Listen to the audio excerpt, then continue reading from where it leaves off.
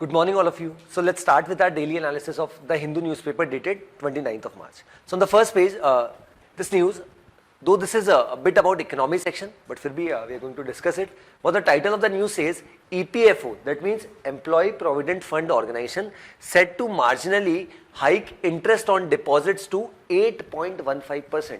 That means अभी अभी जो हमारे यूनियन मिनिस्टर है, labour minister, that is Shri Bhupendra Yadav ji, उनकी यहाँ पर मीटिंग हुई है और मिनिस्ट्री ऑफ फाइनेंस, और यहाँ पे जो एक कमेटी बैठती है that is central board of trustees, जो है सीबीटी करके कमेटी होती है, जो ईपीएफओ के अंतर्गत कमेटी आती है, उन्होंने ये डिसाइड किया है कि अब जो इंटरेस्ट रेट है उसमें हाइक किया गया और कितना इंक्रीज किया गया, 0.05%. दैट मीन्स जो पहले इंटरेस्ट रेट प्रोविडेंट फंड पे दिया जाता था दैट इज 8.10%, अब उसको बढ़ा के 8.15% कर दिया गया.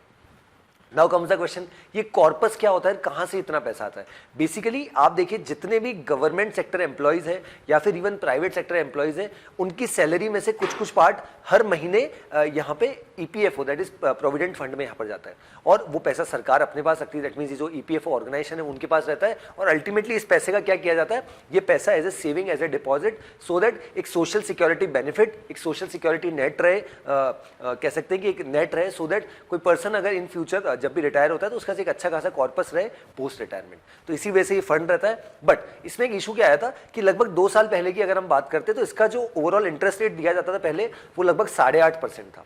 बट क्योंकि मैं जैसा बता रहा हूं कि लगभग 2 साल पहले क्या हुआ था, अप्रैल 2021 के आसपास इसका जो इंटरेस्ट रेट है उसमें कमी की गई थी और 8.5% इसको 8.10% कर दिया गया था.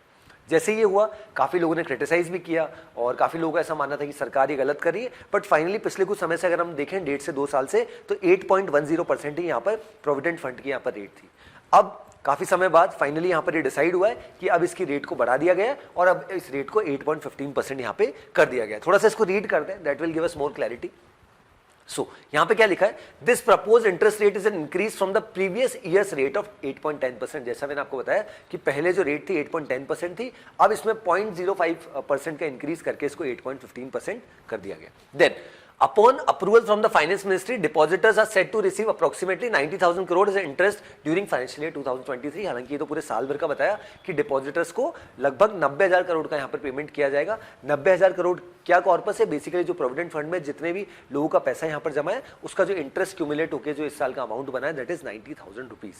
Then next, the updated rate will benefit around 27 crore account holders including 69 million monthly contributors and over 7.1 billion pensioners. और the board has requested the ministry to issue simpler guidelines on higher PF pension. Basically यहाँ पर एक social security benefit है, ये मैंने आपको already बताया. और इसी के साथ साथ इसमें बेसिकली होता क्या है कि कोई भी पर्सन चाहे उसको अगर इमरजेंसी में पैसा चाहिए, सपोज घर बनाना है उसके लिए, तो पीएफ का पैसा वो निकाल सकता है और उसके लिए एक अकाउंट नंबर होता है. जैसे आपने पैन नंबर सुना होगा, वैसे एक यूएएन नंबर होता है, that is universal account number. UAN number बोला जाता है, that is universal account number, जो लगभग एक 14 to 15 डिजिट का होता है. उस डिजिट में आप जो इसका पोर्टल है ईपीएफओ का, वहां लॉगिन कर सकते हो, और इवन आपको अगर कुछ इमरजेंसी सिचुएशंस में अगर कुछ पैसा चाहिए तो आप विड्रॉ भी कर सकते हो. बट गवर्नमेंट यहाँ पे बोलती है कि इस पैसे को नहीं निकालना चाहिए, रीजन बीइंग आपके फ्यूचर के लिए. बट करंट सिचुएशन में अगर किसी को पैसों की मेडिकल इमरजेंसी है या फिर कह सकते हैं घर बनाने के लिए यहाँ पे डेफिनेटली बेनिफिट दिए जाते हैं. तो इस वजह से काफी सारे लोगों ने, हमने देखा कोविड के समय में जो प्रोविडेंट फंड में जो पैसा था वो बहुत सारे यहाँ पर विड्रॉ किया था. So this was about this news, जहाँ पे बात की गई कि बेसिकली यहाँ पर ईपीएफओ में that is employ provident fund organisation ने बेसिकली यहाँ पर किया क्या है कि 0.05% से यहाँ पर एक रेट हाइक का इंक्रीज यहाँ पर किया है. चलिए आगे बढ़ेंगे. This the city part, this we can skip. चलिए नेक्स्ट न्यूज.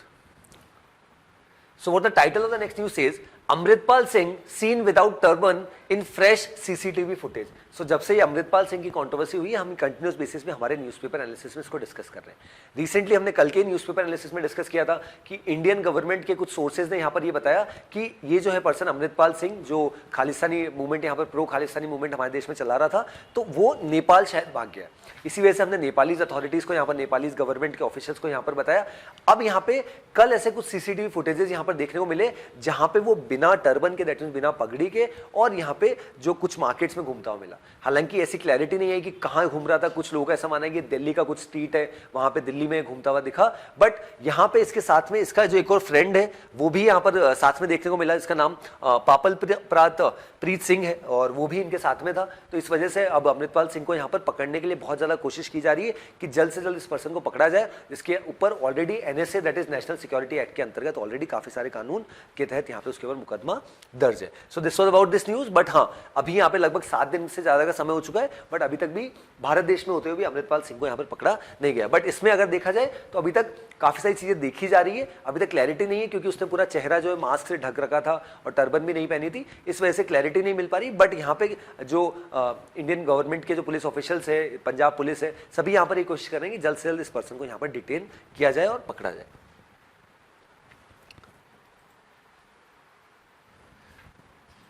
चलिए आगे बढ़ते हैं।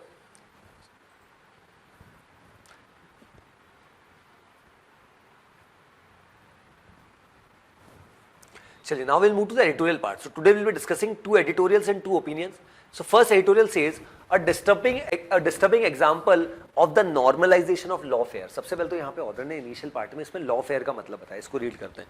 The word lawfare is a portmanteau of law and warfare. It refers to the weaponization of law and of legal system in order to intimidate, harm or delegitimize an opponent. So यहाँ पे author का ऐसा मानना है कि अगर किसी भी देश में अगर कोई अब जो कह सकते हैं रूलिंग पार्टी हो गया या अपोजिशन हो गया, तो अगर वो सही तरीके से काम नहीं करे, स्पेशली रूलिंग पार्टी के द्वारा अब्यूज ऑफ डोमिनेंट पोजीशन किया जाता है, दैट मींस उसके पास पोजीशन होती है, उसका कहीं नहीं गलत इस्तेमाल किया होता है। तो यहाँ पे ऑथर का ऐसा मानना है कि उसमें जुडिशरी का अपने आप में बहुत बड़ा रोल यहाँ पर हो जाता है कि जुडिशरी किस तरीके से इंटरवीन करे, और ये जो इशू चल रहा है, या हो सकता है रूलिंग पार्टी अपनी कुछ अथॉरिटीज को, अपने कुछ ऑर्गेनाइजेशन से गलत इस्तेमाल कर रही है, तो उनके खिलाफ यहाँ पे काम किया जा सके। बट यहाँ पे ऑथर ने डायरेक्टली यहाँ पर बात की, ये जो अभी रिसेंटली कंट्रोवर्सी हुई अबाउट राहुल गांधी।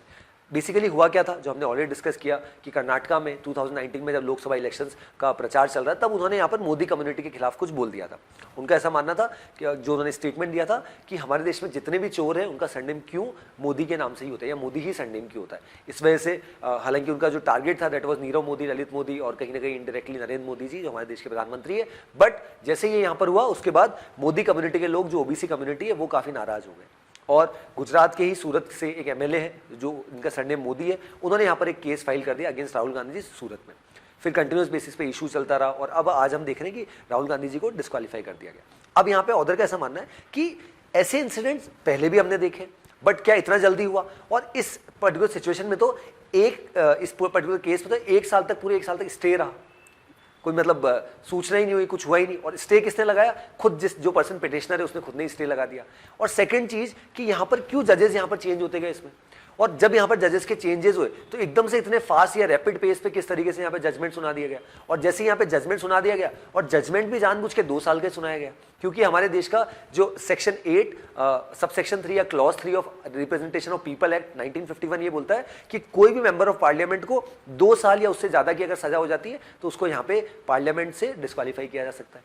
तो जैसे ये हुआ, तो अब यहाँ पे ऑथर के अकॉर्डिंग ऐसा है कि 2 साल का टाइम ही क्यों, और 2 साल का टाइम दिया तो नेक्स्ट डे लोकसभा के सचिवालय से ऐसा यहाँ पर फरमान आया था कि राहुल गांधी जी को डिस्क्वालीफाई कर दिया गया।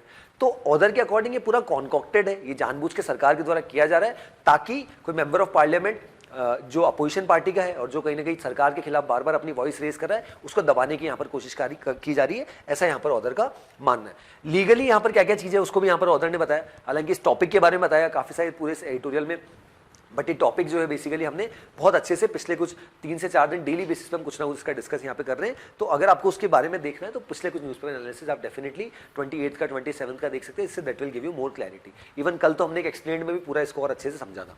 अब यहाँ पे आगे यहाँ पर क्या बात की गई, quantum of sentence. Quantum of sentence का मतलब वही चीज कि 2 साल के लिए क्यों, हो सकता है 1.5 साल के लिए भी हो सकता था, 1 साल के लिए भी हो सकता था, क्योंकि वहां पर सेक्शन 8 सबसेक्शन 3 क्या बोलता है, 2 साल या उससे ज्यादा की सजा।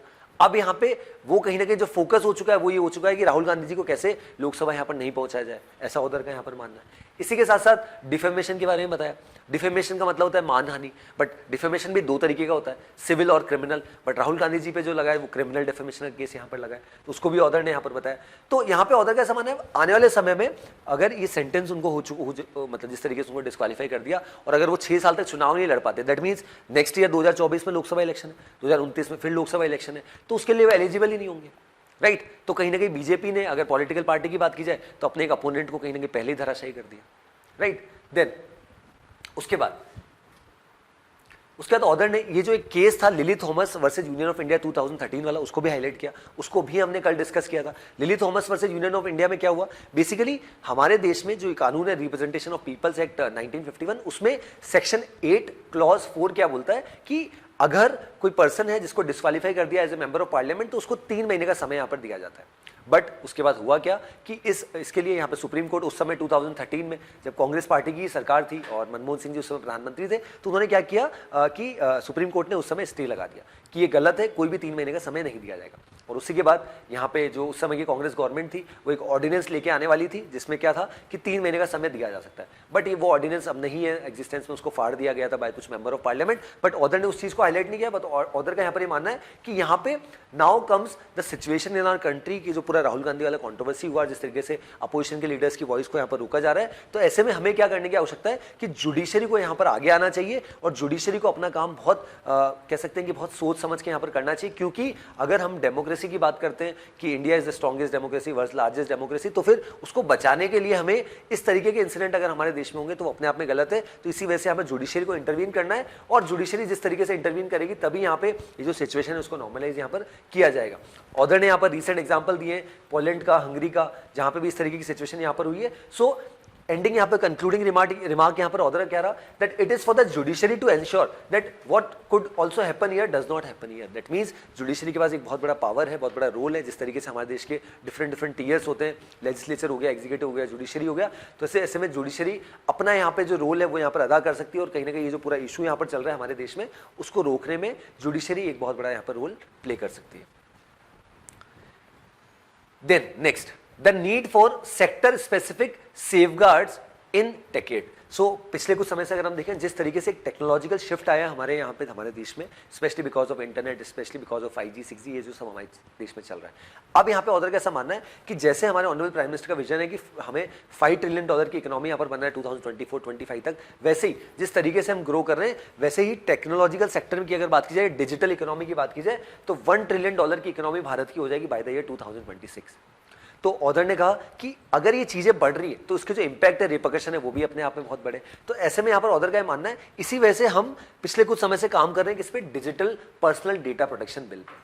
और 2022 में भी आया गया, यहाँ पे बीच में कुछ समय जेपीसी के पास भी था, जॉइंट पार्लियामेंट्री कमेटी, वो पूरा इसको देख रही थी। तो अब यहाँ पे ऑर्डर ने बोला सेक्टर स्पेसिफिक जो प्रॉब्लम्स है, सेक्टर स्पेसिफिक प्रॉब्लम्स का मतलब यहाँ पे ऑर्डर ने साइड किया कि कुछ सेक्टर्स ऐसे, जैसे बैंकिंग सेक्टर्स की बात करो तो यूपीआई पेमेंट्स की बात करते तो जो हमारे देश में एनपीसीआई है वो ऑलरेडी उसको पूरा मॉनिटर कर रहा है, या अलग अलग सेक्टर्स में यहाँ पे ऑलरेडी जहाँ पे डिजिटाइजेशन की बात यहाँ पे की जा रही है, डिजिटल इकोनॉमी की बात की जा रही है, कुछ सेक्टर्स है। बट ऐसे में यहाँ पर ऑर्डर ने क्रिटिसाइज किए कुछ सर्टेन पॉइंट्स जो इसमें है, दैट इज स्पेशली सेक्शन 29 की बात की।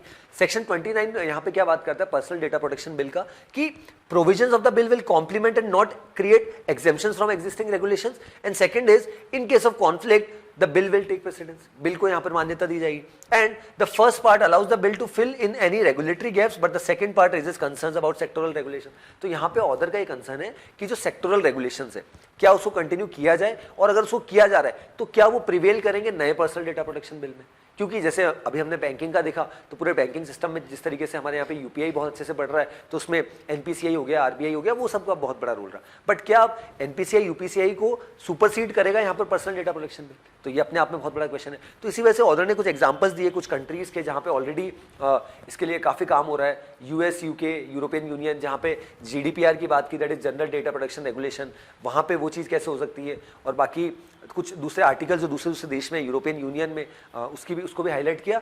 बट यहाँ पे ऑर्डर का ऐसा मानना है कि हालांकि जिस तरीके से हम डिजिटाइज इकोनॉमी की तरफ बढ़ रहे हैं, डिजिटल इकोनॉमी की तरफ बढ़ रहे हैं, तो डेफिनेटली हमें इसके लिए काम करने की आवश्यकता है, और digital protection bill it is the need of the hour. But उसमें कुछ चेंजेस लाने के पहले हमें पूरा उसका स्टडी करना चाहिए कि क्या वो कॉन्फ्लिक्ट ऑफ इंटरेस्ट तो यहाँ पे पैदा नहीं कर रहे, और अगर वो कर रहे हैं तो उसको जल्द से जल्द यहाँ पे सोल्यूशन उसका प्रोवाइड किया जाए, ऐसा यहाँ पर ऑर्डर का मानना है इन दिस पर्टिकुलर एडिटोरियल।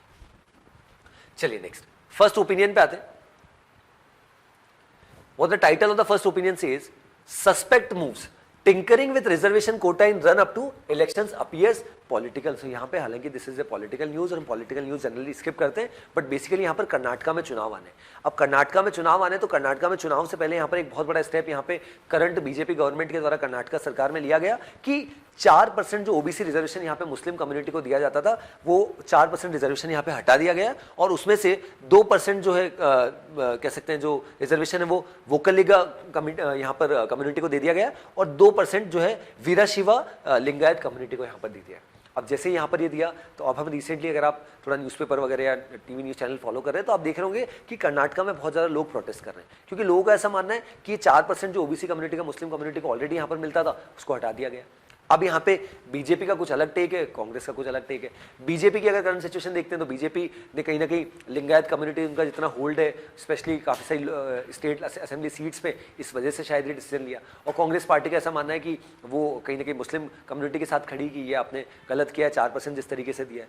तो रिजर्वेशन की तो सारी पॉलिटिकल पार्टीज बात करती है बट ये जो अभी स्टेप लिया है ये कहीं ना कहीं स्पेशली जो करंट पोल सिचुएशन हमारे देश में हो रखी है उसको देखते हुए यहाँ पर लिया गया। तो इसी वजह से ऑथर ने यहाँ पर टाइटल क्या रखा, suspect moves tinkering with reservation quota in run up to elections appears political. Clearly signal है कि इतने समय तो नहीं हुआ बट एकदम से यहाँ पर क्यों किया गया, क्योंकि पॉलिटिक्स यहाँ पे इस तरीके की है कि हर पॉलिटिकल पार्टी चाहती है यहाँ पे चुनाव जीते और अगर चुनाव जीतना है तो उन्हें कुछ ऐसे स्टेप्स लेने पड़ेंगे इस तरीके के स्टेप जिसकी वजह से यहाँ पे लोगों में कम्युनल हार्मनी में कहीं ना कहीं एक डेंट यहाँ पर हो रहा है और अब लोग इवन सड़कों पर भी आ गए मुस्लिम कम्युनिटी के जो यहाँ पे प्रोटेस्ट कर रहे हैं अगेंस्ट द करंट गवर्नमेंट और उनका ऐसा मानना है कि यहाँ पे जिस तरीके से सरकार के द्वारा डिसीजन लिया गया वो अपने आप में गलत है और जिस तरीके से हमारा जो रिजर्वेशन है उसको हटा के दो दूसरी अलग अलग कम्युनिटीज को यहाँ पर रिजर्वेशन दे दिया गया।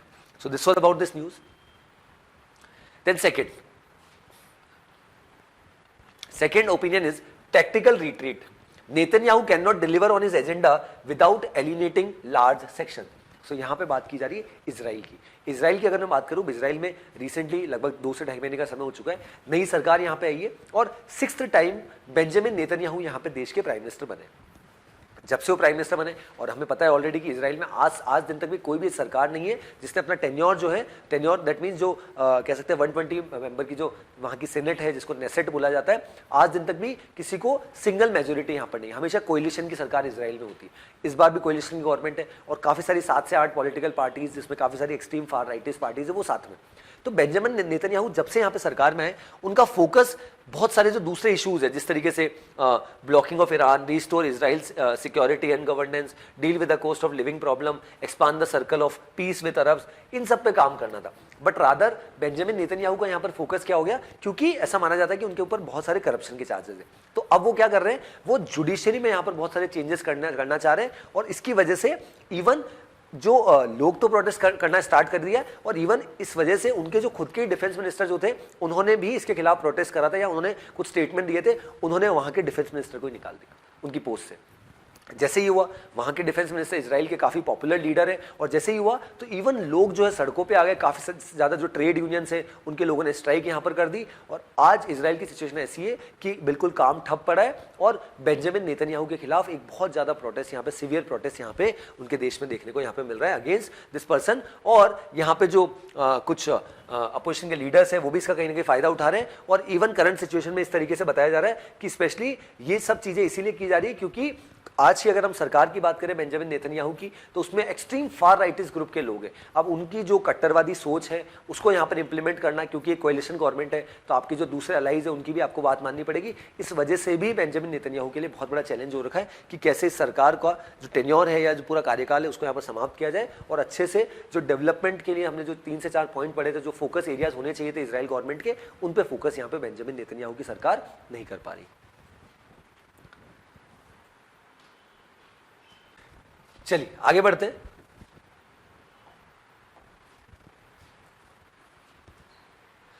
Now on the explained part, today we'll be discussing about vaccine hesitancy.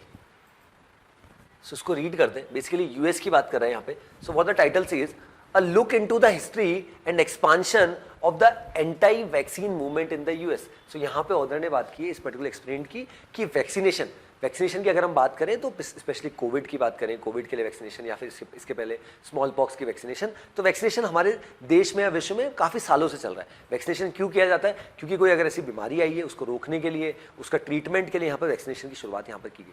But जब से वैक्सीनेशन हमारे देश में या पूरे विश्व में जब से आई है, तो तब से एक सबसे बड़ा इशू यहाँ पर हमें देखने को मिल रहा है कि लोगों में एक वैक्सीन हेजिटेंसी होती है। हेजिटेंसी का मतलब हो गया कि लोग घबराते हैं, काफ़ी सारे लोग, उनका ऐसा मानना होता है कि अगर हम वैक्सीन लगाएंगे तो शायद इसका नेगेटिव इंपैक्ट होगा और शायद हमारी जान भी चली जाए।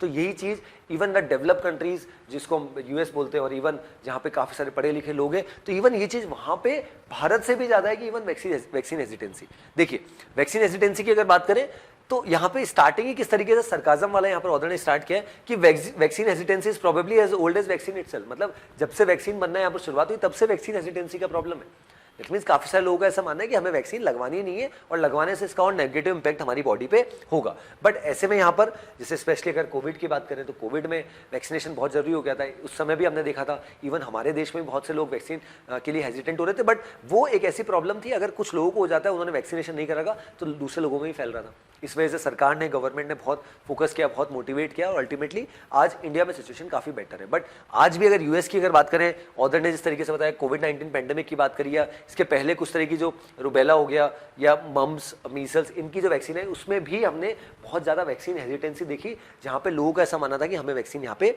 नहीं लगानी। इवन यहाँ पे ऑर्डर ने कोविड की बात करी, कोविड में भी ये सिचुएशन हमने यूएस में, यूके में, काफ़ी सारे देशों में इस तरह की सिचुएशन देखी जहाँ पे लोगों ने वैक्सीन के लिए हेजिटेट किया और वैक्सीनेशन को यहाँ पे नहीं कराया गया। अब इसमें यहाँ पर क्या किया जा सकता है? इसमें सबसे बड़ा यहाँ पे फोकस एरिया जो हो सकता है दैट इज जो गवर्नमेंट किस तरीके से इस चीज़ को यहाँ पर लोगों तक मैसेज पहुँचाए कि वैक्सीन क्यों जरूरी है और किस तरीके से आपके बेनिफिट के लिए हो सकती है, इसको यहाँ पे ऑर्डर ने हाईलाइट किया। प्लस इसी के साथ साथ जो कुछ लोगों के द्वारा जानबूझ के एंटी वैक्सीन कैंपेन यहाँ पर चलाए जाते हैं कि हमें वैक्सीनेशन नहीं कराना है और अगर हम कराएंगे तो हमारे बॉडी के ऊपर इसके नेगेटिव इंपैक्ट होंगे, अभी शॉर्ट टर्म में नहीं बट इवन लॉन्ग टर्म में इसका नेगेटिव इंपैक्ट हो सकता है। तो इन सब की वजह से यहाँ पे कहीं ना कहीं ऑर्डर का इस पर्टिकुलर पूरे एक्सप्लेन में ये बताना है कि vaccine hesitancy is old as vaccine itself. मतलब जब से वैक्सीनेशन की शुरुआत हुई है, भले हम स्मॉल पॉक्स वैक्सीन की बात करें जो लगभग 1796 में स्टार्ट हो गई थी और लगभग 200 साल से ज़्यादा का समय हो चुका है, तो वैक्सीनेशन की अगर बात की जाए तो वैक्सीनेशन कराने से बहुत ज़्यादा फायदे हैं। बट यहाँ पे लोगों में वैक्सीन का जो डर है उसको भी यहाँ पर निकालने के यहाँ पर अलग अलग गवर्नमेंट अलग अलग अपने स्तर पर यहाँ पर डेफिनेटली यहाँ पर कोशिश करती है। So this was about this news.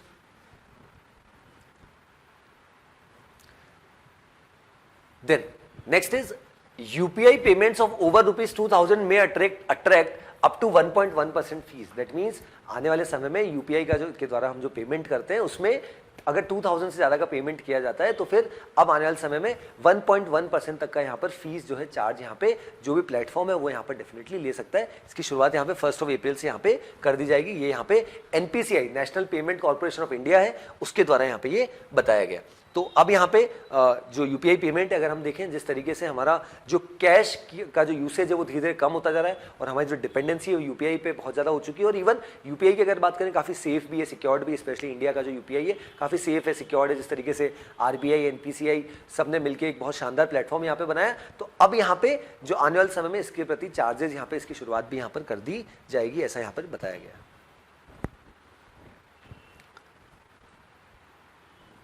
चलिए next news. US is watching Rahul's case continues to engage India said by officials. तो ऐसा हमने पहले हमेशा देखा है कि जब जब हमारे देश में ऐसा कोई इशू आता है, कोई भी खालिस्तान मूवमेंट हो या फार्म बिल वाला इशू हो, तब कुछ फॉरेन देश के लोग ऐसे या फॉरेन देश के मेंबर ऑफ पार्लियामेंट ऐसे जिनकी अपनी एक अलग व्यक्तिगत राय इसमें बन जाती है। उन लोगों को अब उनके देश में जो इश्यूज है उनका इतना ध्यान नहीं है, बट जो भारत में जो हो रहा है उस पर डेफिनेटली उनकी राय हो जाती है। रिसेंटली हमने देखा था कनाडा की गवर्नमेंट ने भी यही बोला था कि कनाडा की एक मेंबर ऑफ पार्लियामेंट है, उनका ऐसा मानना है कि we are keenly watching the situation what has been going on in India, कि भारत में जो चल रहा है उसके बारे में अच्छे से ध्यान रख रहे हैं। अरे भैया आप आपका ध्यान रखो ना, आपके देश में क्या चल रहा है। बट द प्रॉब्लम इज कि यहाँ पे इन लोगों को बेसिकली क्या होता है, इन लोगों को अलग अलग जगह से फंडिंग मिलती है और ये बेसिकली बस स्टेटमेंट दे देते हैं। इस वजह से इंडियन गवर्नमेंट, स्पेशली इंडिया के जो एक्सटर्नल अफेयर्स मिनिस्टर हैं एस जयशंकर जी, हमने अलग अलग प्लेटफॉर्म्स पे देखा है, उन्होंने काफी क्रिटिसाइज किया इन फॉरेन कंट्रीज के लोगों को, मेंबर ऑफ पार्लियामेंट को, जब जब ये भारत के खिलाफ यहाँ पर वॉइस रेज करते हैं। वैसा ही कुछ अब यूएस में भी देखा। अब यूएस के मेंबर ऑफ पार्लियामेंट क्या बोल रहे हैं कि that we are keenly watching the Rahul's case और continues to engage with India, और इंडिया से हमारी बातचीत भी चल रही है, और अब वो वहाँ पे हमको कहीं ना कहीं थोड़ा सा ज्ञान भी दे रहे हैं कि हमें इंडियन डेमोक्रेसी स्ट्रॉन्ग डेमोक्रेसी है, ऐसे में सबकी वॉइस यहाँ पर होनी चाहिए। वो सब बड़ी बड़ी बातें जो यहाँ पर यूएस और इन कंट्रीज के द्वारा, यूके, कनाडा, ऑस्ट्रेलिया के द्वारा समय समय पर की जाती है, उसी चीज को फिर से रिहाइड्रेट यहाँ पे किया गया। और ये कौन से केस की बात की जा रही है? राहुल गांधी जी के ऊपर जो क्रिमिनल डिफेमेशन केस के बाद 2 साल के लिए जो उनको डिस्क्वालीफाई किया है उसके बारे में। देन एक बहुत अच्छी न्यूज है, that is navy will make you a better person, admiral tells first batch of Agniveer. So यहाँ पे अग्निवीर स्कीम जब हमारे देश में लॉन्च हुई थी तब हमने देखा था बहुत सारे लोग हमारे देश में प्रोटेस्ट कर रहे थे। उनका ऐसा मानना था कि ये गलत है, 4-4.5 साल तक आप कहीं ना कहीं इंडक्ट कर लोगे, उसके बाद में क्या होगा। बट आप एक सोचिए चीज कि 17.5 से 21.5 की एज के लिए हमने इसको स्टार्ट किया, 17.5 साल की एज से, और ये एक बहुत अच्छा बेनिफिट हो सकता है क्योंकि इसको स्टार्ट करने का सबसे बड़ा रीजन ये था चाइना। हालांकि अब उसको डायरेक्टली यहाँ पर बोल नहीं रहे, बट चाइना के जो आर्मी के पर्सन है जिनको पीएलए बोला जाता है, पीपल लिबरेशन आर्मी, उनकी एवरेज एज जो है 26 साल है। और वही अगर हम भारत के इंडियन आर्मी के जो लोग हैं, हमारे जवान हैं, उनकी एवरेज एज है 32। तो हमें हमारे देश में एक रिजर्व फोर्स हमेशा के लिए तैयार रखनी चाहिए थी, ताकि कभी भी अगर कुछ हमारे देश पे दिक्कत हो तो ये लोग कहीं ना कहीं सपोर्ट कर सके। और वैसा ही कुछ हमने किया, इसी वजह से हम ये अग्निवीर स्कीम लाए थे। तो जैसे इसको लाया गया हमने देखा था काफी प्रोटेस्ट था, बट अल्टीमेटली अब यहाँ पे क्या हुआ है कि पहला बैच जो है अग्निवीर का, जिसमें लगभग 2585 मैन और वुमेन ग्रेजुएट्स है, पूरा वो एग्जाम और पूरा टेस्ट वगैरह होने के बाद, और अब फाइनली उनको यहाँ पे डिप्लॉय किया जा रहा है। और ये बहुत अच्छी बात है कि फाइनली जो INS इंडियन नेवल शिप जो हमारी चिल्का है उसमें उनको डिप्लॉय किया जा रहा है। और as you can see in the photograph itself, जो हमारे एडमिरल है और जो हमारे नेवी के चीफ है R हरि कुमार जी, वो यहाँ पे फर्स्ट बैच ऑफ अग्निवीर के साथ उड़ीसा में जो INS चिल्का है उनसे यहाँ पे मुलाकात कर रहे हैं। तो एक रिजर्व फोर्स हमारे पास तैयार हो रही है और बहुत ट्रेंड, बहुत डिसिप्लिन फोर्स यहाँ पे तैयार हो रही है, और एक बहुत अच्छी शुरुआत हमने इस पर्टिकुलर सेगमेंट में यहाँ पे कर दी है, जो हमें आने वाले बेनिफिट में। इसका एक बहुत अच्छा एग्जांपल आप इजराइल देख सकते हैं। इजराइल दो बीइंग ए स्मॉल कंट्री, इसकी पॉपुलेशन लगभग 1 करोड़ से भी कम है, बट स्टिल इजराइल में अगर आप हैं तो आपको वुमेन भी हैं, चाहे आप मैन हैं, तो आपको एटलीस्ट 2 साल या 3 साल, 3.5 साल आपको मिलिट्री की ट्रेनिंग लेनी पड़ेगी। दैट मीन्स कि वहां पे जितने भी लोग रहते हैं, जो एडल्ट्स हैं, सभी एक तरीके से कह सकते हैं आर्मी के या फोर्सेज, उनको गन्स वगैरह सब ट्रेनिंग यहाँ पे ऑलरेडी दी जाती है। तो उनकी फोर्स कितनी बड़ी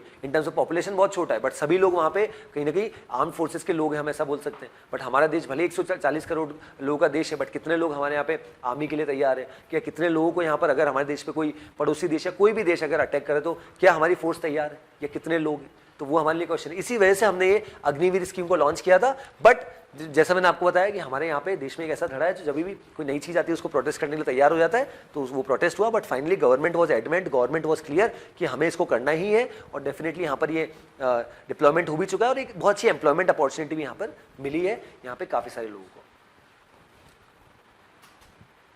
then next, Congress plans motion against speaker for bias. So यहाँ पे हालांकि पॉलिटिकल न्यूज है, और पॉलिटिकल न्यूज की बात करें, अब यहाँ पे क्या हो रहा है कि लोकसभा जो है हमारे देश की, जिसको लोअर हाउस ऑफ पार्लियामेंट बोला जाता है, वहां पे जो स्पीकर है दैट इज श्री ओम बिरला जी, जो कोटा सांसद है, यहाँ पे कुछ कांग्रेस पार्टी इसके मेंबर ऑफ पार्लियामेंट का ऐसा मानना है, Congress party as a whole का मानना है कि जो लोकसभा में जो पूरी कार्रवाई चल रही है उसमें ऐसा देखा जाता है कि ओम बिरला जी कहीं ना कहीं थोड़ा सा पार्शलिटी करते हैं टुवर्ड्स द रूलिंग पार्टी। तो इस वजह से अब ये क्या करना चाह रहे हैं, Congress is planning motion against speaker for biasness, और इसी वजह से पिछले कुछ समय से जो स्पेशली इश्यूज हो रहे हैं, स्पेशली आप जब से राहुल गांधी जी वाली कंट्रोवर्सी यहाँ पर बढ़ रही है, तो ऐसे में भी यहाँ पर इनके द्वारा कोशिश की जा रही है कि जल्द से जल्द यहाँ पे कुछ ऐसे स्टेप लिए जाए, क्योंकि अगर सदन में अगर आप स्पीकर के पद पे तो आपको बायस नहीं होना चाहिए, और कांग्रेस पार्टी का ऐसा मानना है कि ओम बिरला जी कहीं ना कहीं उनकी बायसनेस यहाँ पे नजर आती है, झलकती है जब वो वहाँ पे चेयर पे होते हैं। Then India to host a meeting of security advisors from SCO countries. So India is not only currently president of G20 के तो हम प्रेसिडेंट हैं ही है, प्रेसिडेंसी हमारे पास साल भर की है, बट इवन जो शंघाई कोऑपरेशन ऑर्गेनाइजेशन है SCO, उसके भी हम अभी चेयरमैन हैं। तो शंघाई कोऑपरेशन ऑर्गेनाइजेशन की मीटिंग फॉरेन मिनिस्टर्स की होनी है, उसके बाद में जो सारे लीडर्स हैं उनकी मीटिंग होनी है। तो उसके पहले यहाँ पर सभी देशों के जो सिक्योरिटी एडवाइजर्स है, that means national security advisors है NSA, हमारे देश के जो है अजीत डोभाल जी, उनके बीच में यहाँ पर मीटिंग होनी है along with the other leaders, other NSAs of different countries. तो इसी वजह से यहाँ पे उसकी यहाँ पर तैयारी की शुरुआत यहाँ पे कर दी गई है, और अजीत डोभाल जी पूरा इसको लीड कर रहे हैं, और आने वाले समय में इसकी मीटिंग यहाँ पर हो जाएगी। और जितने देश हैं यहाँ पे उसको भी बता रखा है that Russia, China, India, Pakistan, Uzbekistan, Kazakhstan, Turkmenistan and Tajikistan, that means 8 member countries including India are part of this SCO organisation, और आने वाले समय में ईरान को भी जल्द से जल्द यहाँ पे इंक्लूड कर लिया जाएगा।